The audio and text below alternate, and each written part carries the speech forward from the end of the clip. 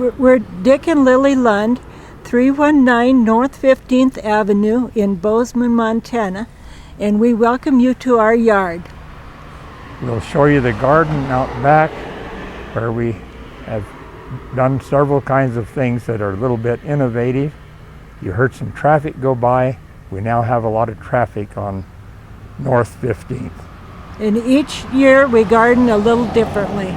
So Lily, when did you move into this house and what was it like?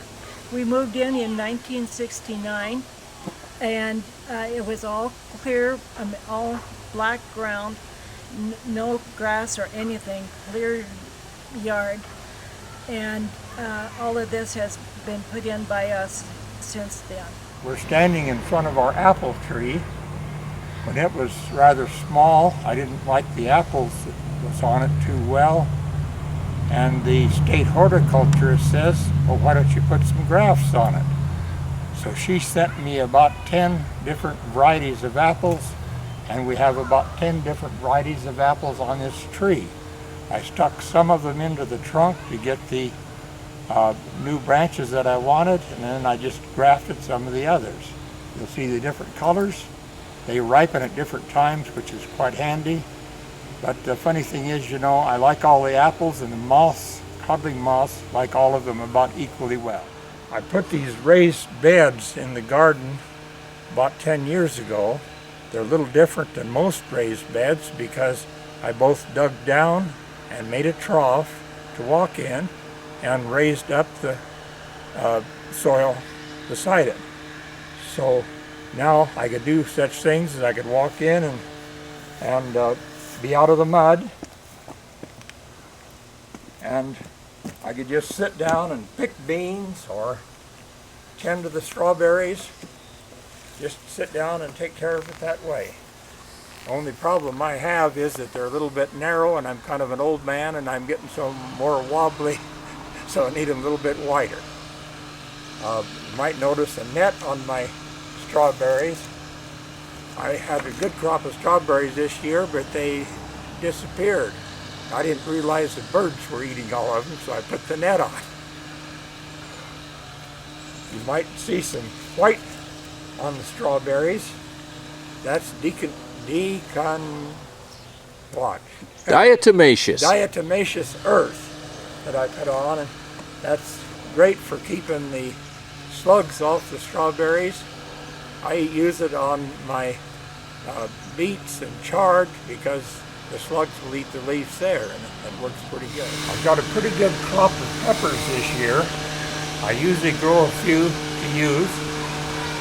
I don't start my own peppers from seeds, but I usually buy the peppers out from a local nursery. And then I do start my own tomatoes, but I put the tomatoes and the peppers underneath this solar cone. And you might see them sitting out on my driveway, getting the tomatoes and the peppers started. I made this arrangement to cover my tomatoes when I first put them out, to keep them warmer then, of course, protect from frost. I wanted it to be high enough so I could get the tomatoes right in the tomato cages to start with. You can see the hoops that I made out of 10-foot electrical conduit and one of the covers that I have on. This is the jig that I made to make the hoops with. The straight conduit goes in here, and then I put a clamp on at this point right here, and then just walk the two ends out until it's curved, and I end up with a piece of conduit like this. Put a little stake on the end out of 5/8 dowel. I made 10 of these because they were so much fun in making it. That's the size that the conduit packages come. So I made 10 big ones, and I made 10 a little bit smaller. Each spring I start my own tomato plants, planting about the first week in April, and grow them under the cones that I told you about for the peppers. Then after they get big enough, I put them out here underneath some covers with how do you call these? Anyway. Oh, the cages? The cages for them to climb on, and they just fill this up. And I picked a big box of tomatoes off of these last year. I hope to have a big box off of 2 plants right in here. It may seem a little unusual to have a big row of raspberries right in the middle of the garden, but I put them in here because I wanted to chop out the old bed of raspberries because the virus was getting to them too much. I thought I would just try them in this narrow row and see whether it's possible to raise raspberries within a row that's about 3.5 feet wide. This is the old bed of raspberries. You can see this one plant here that's yellow has virus getting to it. Don Mathery said, well, the best way to get rid of the virus is probably to just cut out the individual plants and keep the plants that don't seem to have the virus. Now this is a new plant right next to it. You can see the berries are really great, just big long berries, and these are pretty sick over in here.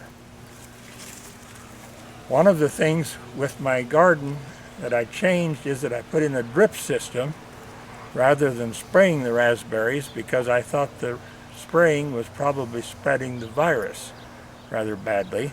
And with the drip system, that also gave me the opportunity to have that narrow row of raspberries that we just saw.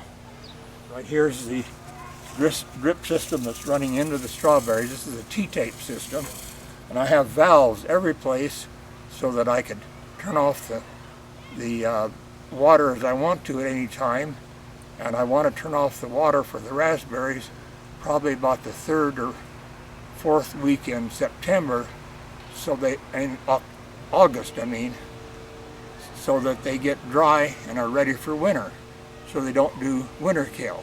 I could do that now with this drip system, control the virus and water places as I want to water them.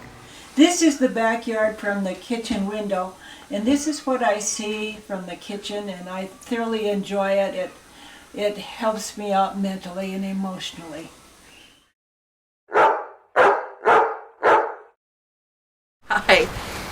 Hi, we're Bill and Janne Hayward.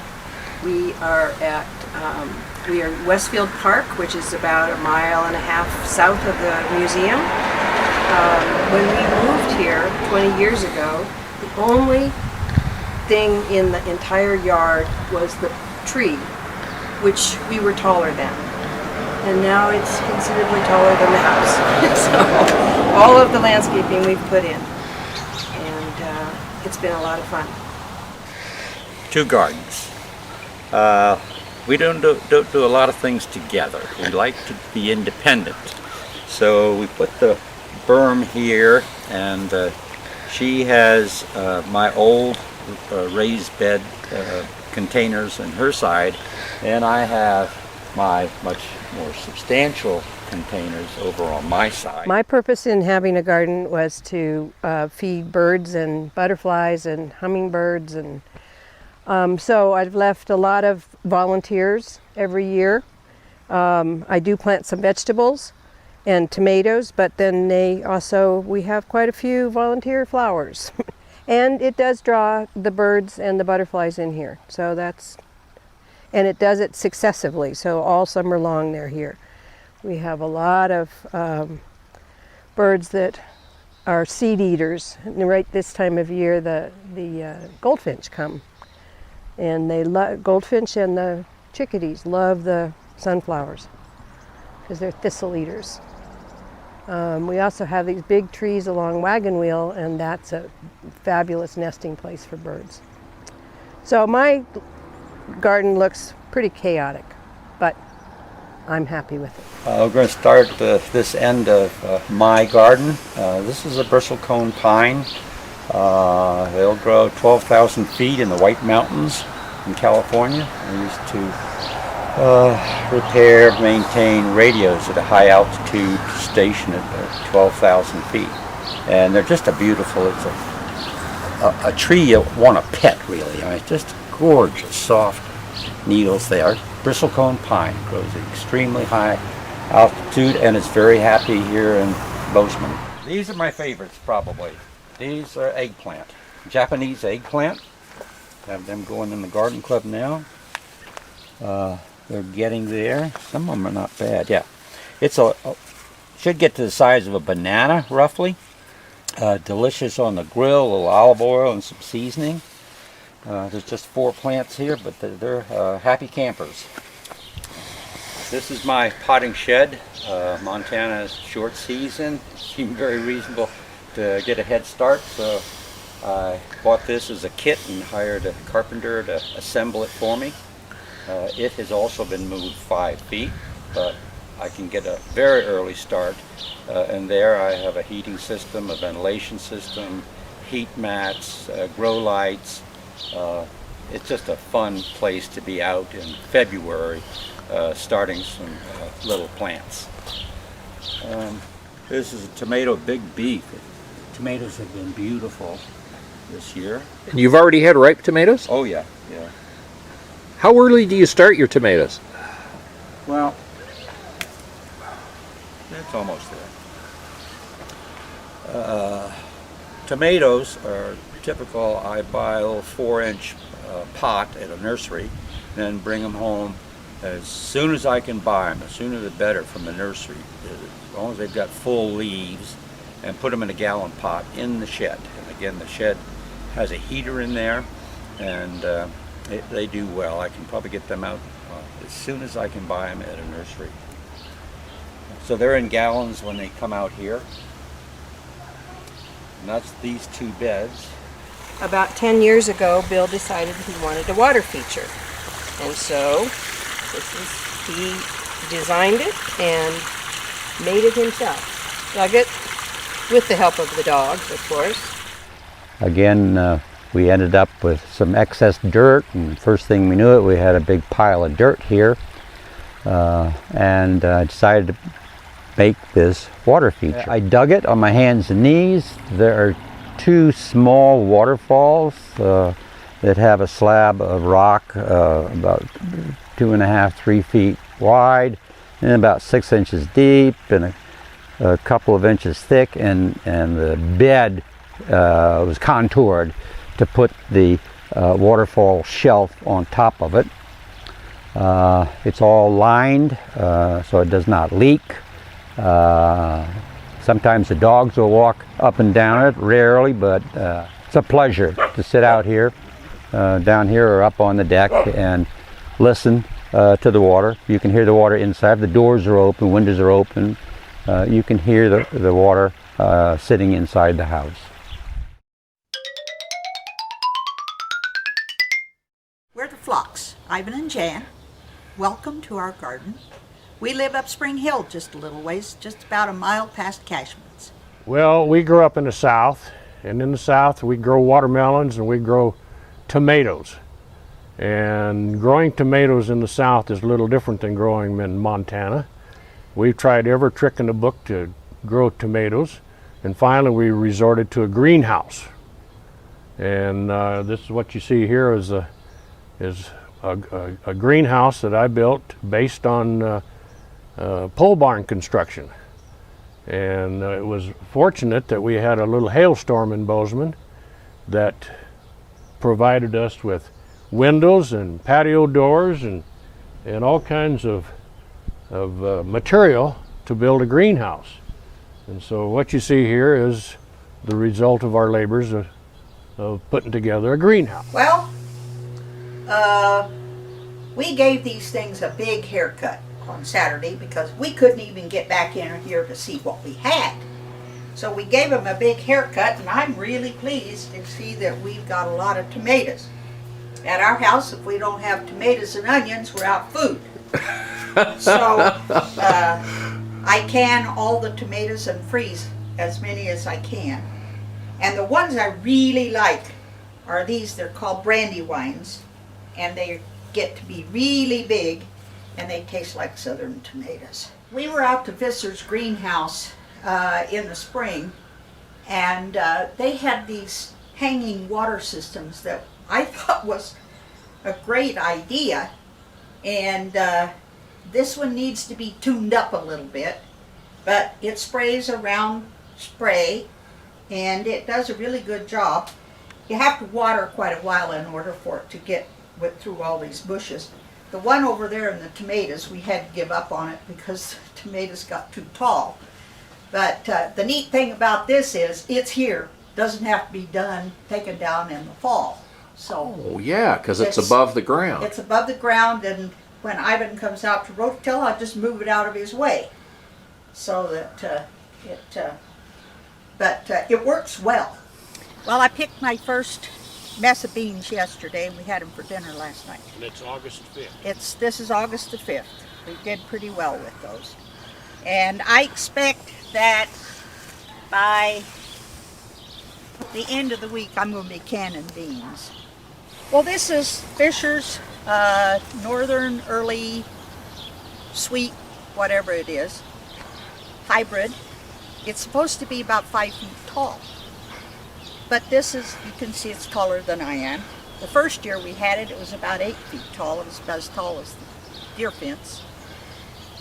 This area is part of the wastewater treatment plant in the drain field. And you can plant anything you want to in this as long as it's not a root crop.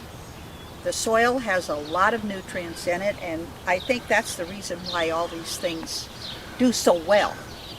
Well, that's watermelons. We was down in Oklahoma last week, and they had watermelons bigger than this zucchini. And we keep trying to grow watermelons, but you can see how successful we are. There's one over here. So have you ever had a ripe one? Nope. Well, We keep trying. this is just an exercise in futility. Well, it's fun to try. And So Ivan, what's that thing you're holding? Well, we call them garden guards. I have a screen business, and I thought to keep the bugs and the rabbits and the deer out of my produce, I'd make these things. And we've been using them for several years now, and I had them on my watermelons because my watermelons need all the help they can get. And the thing that we found out is stuff that was growing under these garden guards grows faster than it does without them. Especially when they're young, when the plants are young. When they get older, why then we take the garden guards away. Now, why do you think that is? What do you think the garden guard does? All the professors at the college up there can't figure out why. We don't know why. But the best theory is that it holds the heat better at night. Jan, what do you got there? this is a cauliflower. That's a beauty. Is it ready to pick? Yep, it's going to go in the house today. Several years ago I planted this whole thing in squash, and Ivan said, "Why did you do it?" And I said to see if they'd grow, and they did. And the one thing we really liked was the pie pumpkin, because I can cook them up and freeze the pulp for pumpkin pies.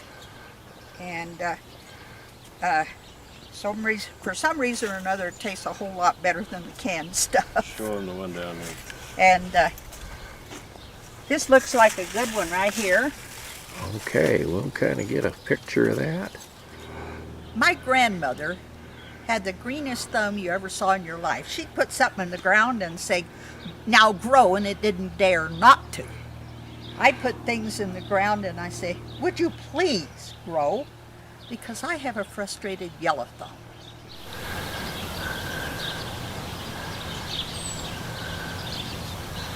I don't know.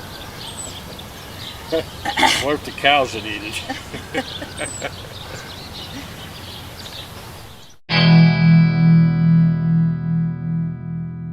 My name is Mark Burr. I'd like to welcome you to our garden, our house and our garden. We are about 1/2 mile north of Gallatin Valley Mall.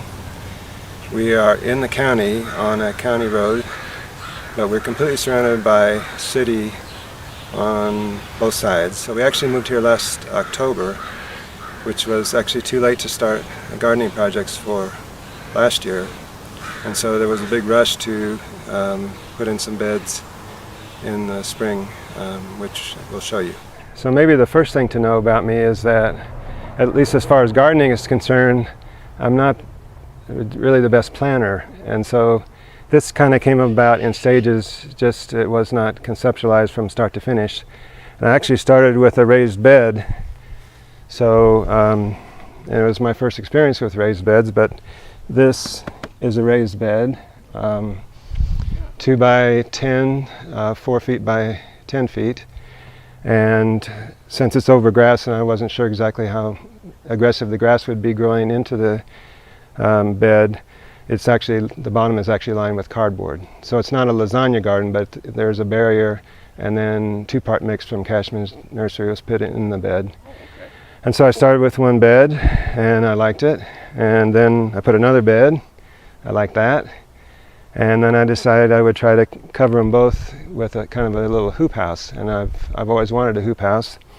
And so that's how this basically came about. I wanted a greenhouse, but I wasn't really sure exactly whether I was going to cover individual beds, like some people do, or if I was going to try to actually make an enclosed structure that you could walk into. And so this came to be a structure that covers 2 beds and a walkway in between, and that's just how it came out to be. Okay, so now we're inside the greenhouse, and following along the theme of not too much planning, I was given a bunch of varieties of tomatoes, and I was basically told whether they were determinate or indeterminate. And so if they were indeterminate, that is, their growth continued, I put them on this side of the greenhouse with the idea that I would sort of try to stake them up high. That was successful to some extent. I have a built-in enclosure, but you can see they're still trailing all over the place. For this greenhouse, what I really wanted was to have tomatoes and basil under cover all year round, because I think that's the best way to grow those two crops, or those 2 plants. Yeah. But I also, because I wanted to get some things in the ground, and these were the only beds I had so far, I also put beets in, some chard, some other things. And the beets actually have just come out because they didn't really need to be in here, and they're done for now. So, and also I have a container of tomatoes. The cherry tomatoes, they're not doing so well lately, but cherry tomatoes never make it out of the greenhouse. I always pick them and eat them here. So is this your first ripe tomato? This is the first ripe tomato besides cherries. We have probably had a dozen cherry tomatoes so far, but this is the first ripe tomato of the year. Oh, that's a larger size one. What variety is that? Well, I'll tell you at the end of the season when I pull out the stakes and find out what they were. Yeah, 2 more raised beds. I liked the way that the first one came out. I like this construction style that I kind of put together, in which cardboard underneath, it lapped around, and then I put a little piece of wood to keep the cardboard there so that weeds can't grow up through the raised bed. And so now I have 4 beds, 3 that are filled, 1 that's still not filled. And what I'm actually thinking about doing is tearing this greenhouse down, this hoop house down, and rebuilding it so that it covers all 4 of these beds. That's really what I think I'll do in the fall. So one thing that I do when I do these kind of beds is that I actually level the soil, kind of screed it like you do concrete. And so this would run along the bed like that, and it's kind of fun to have a nice level bed, at least to start out. And last night I was actually able to flood irrigate this one bed and get about a ½ inch of water all the way around it. Oh, because it's level, it floods. Because it's level and it floods, and it goes on really gently. If you flood it from a hose, and the hose is just against the side of the raised bed. And then the rest of the water is gently moving across the bed, so that was kind of fun to see that happen. Okay, so our plans for next year are to expand this area that's actually to the south of where the greenhouse is in the existing beds. So this direction is south, and this area is where I'd like to have a lot of beds in the ground, not raised beds necessarily. And we're in an area where there's a lot of encroaching aspen, so I've really considered double digging some beds and lining the perimeter of the beds with something, maybe some tin or something to keep the aspens from coming. Unlike a lot of people in the Gallatin Gardeners Club, I have a pretty strong background in agricultural sciences, so I have 2 degrees in soil science, and I've worked on farms. I worked for USDA for 4 years doing chemical analysis of soil. I worked on an ag experiment station in West Africa for a year. But the best job I ever had was right after my master's. I got a job as the assistant to the urban extension horticulturist for Tucson, Arizona, George Bookbank. And while I was there, so he was like the Toby Day of Tucson. And while I was there, he produced this book on desert gardening, and there are numerous pictures of me as a young man in this book. And I was also hired to do tomato vegetable trials for Tucson, and so I spent a year doing that.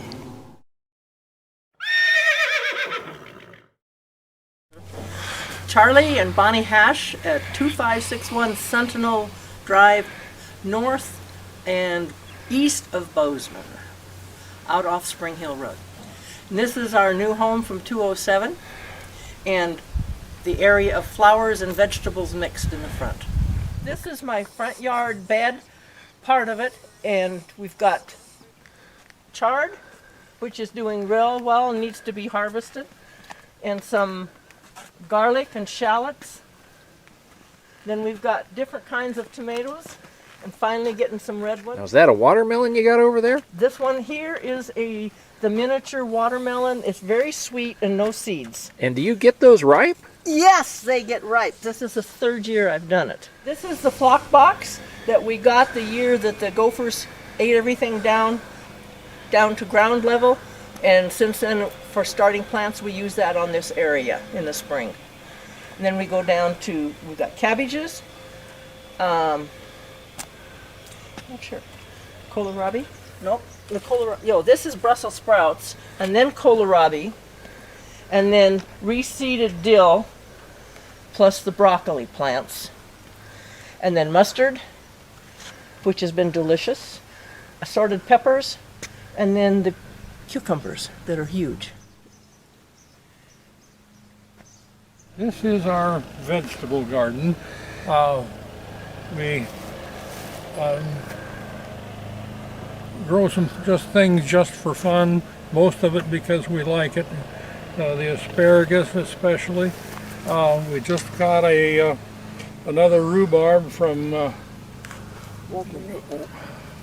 Walter Mason just before he passed away, so that's we're proud of that, and it's coming along nice.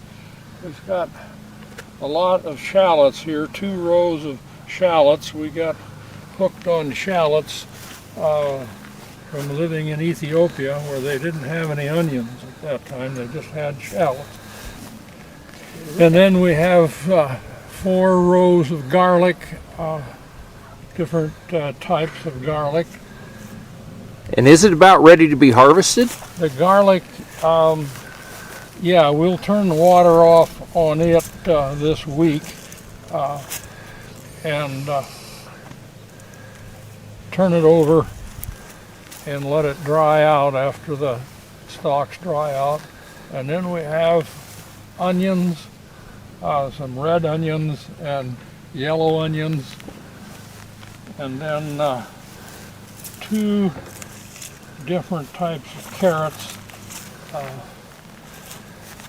An early carrot that the gophers really like the carrots, so they kept the tops pruned down.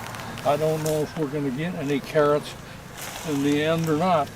These are a hybrid from Johnny Seed. It's called Vortex bean. Here are just some little babies. They'll grow up to about 8 or 9 inches long and are still tender. Very good. Just steam them a little bit, and they're very tasty bean. They freeze well, so we hope to get enough here to keep in the freezer and enjoy them even until this time next year. Charlie, what variety of corn is this? This is a hybrid from Johnny's seed, very short season. You know, sweet corn is something that, well, we're right at the edge of adaptability of sweet corn in this climate. So, okay, here we have raspberries. We're getting close to the end of the season for raspberries, but we're still able to pick them about 3 times a week. Those are not bad berries for this time of year. Charlie, tell me about this deer fence. Well, it is probably a little bit short. We only have 2 wires here. If we had 3 or 4 loops going around, it would probably be better. But this is what we have, and it's been fairly effective at discouraging the deer from going in this area. And so it's just battery powered? Yeah, it is. There are 6 flashlight batteries in this pack here, and it's connected to the ground stake there, and there's 1 pole that goes to the wires. And so Bonnie, what's this trick you do with the peanut butter? I read that to start electric fence and to keep deer out, you smeared peanut butter all along the fence. And so I did. At that time, the first time, both wires. Since then, every spring I just do it on the top wire. And the smell of the peanut butter draws the deer to that area, and if the fence is on, they get a little shock to their tongue, and they don't like it. So they stay away. It kind of teaches them. It teaches them. Okay. It's a real nice garden. You get a lot of enjoyment out of it? Yes. We do, and we share a lot of the stuff with the neighbors and with our families that are around the areas, and then also with the Gallatin Garden Club for their farmers market. We're Mary and Jim Keefer, and this is our home, a home that we enjoy and our neighbors enjoy. And part of it, I'm sure, is because of our beautiful garden that we have planned and taken care of all these years. Cashman's was approached, and they made this beautiful curvy design here, and we created with them a 3-year plan to spread the costs of all the plantings. And so we had all perennials and some bushes, and we were very, very happy with their service, and they guided us very well, and we knew that the wall was pivotal. So Jim can describe that part. No, about 10 years ago we talked to Shelley Engler, who works for Cashman Nurseries, and she's a landscape architect, I would say, and she drew up a plan showing the garden configurations and where the wall should be and all those kinds of things. And Cashman came over and leveled out the ground, and then they cut a big cut right along here where this wall is now, and we got about 22 tons of stone, different kinds of stone. And since I had done a little wall building in Colorado when we lived there, I decided to tackle this bigger job and started stacking the stones up in the summer of 2005, I believe, or 2004.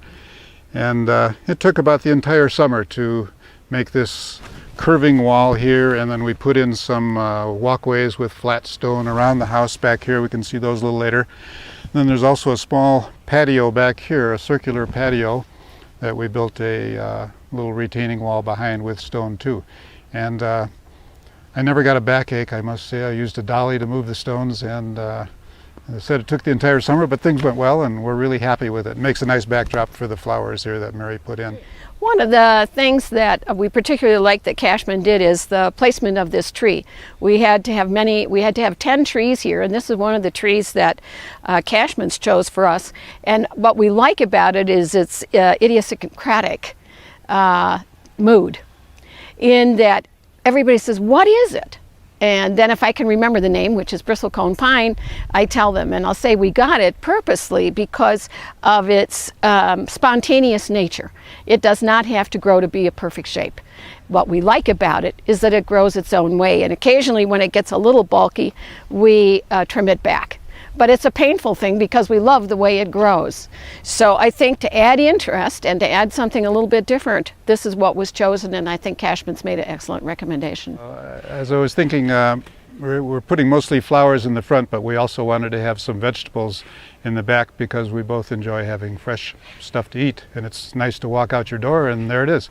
So we decided, because of all the animals in the area, we've got plenty of deer, we have rabbits that live under our deck, we've got raccoons, birds, there was a badger that used to come and dig things up. We decided we'd do raised beds and try to figure out a way to cover them.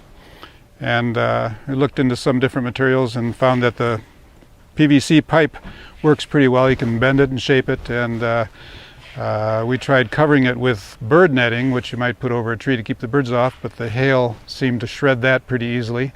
Next thing was remay cloth. We made some covers and sewed channels in so we could put these pipes through and cover it up real nice, and I put the first one on and the wind came up almost immediately, shredded it, blew it across the yard.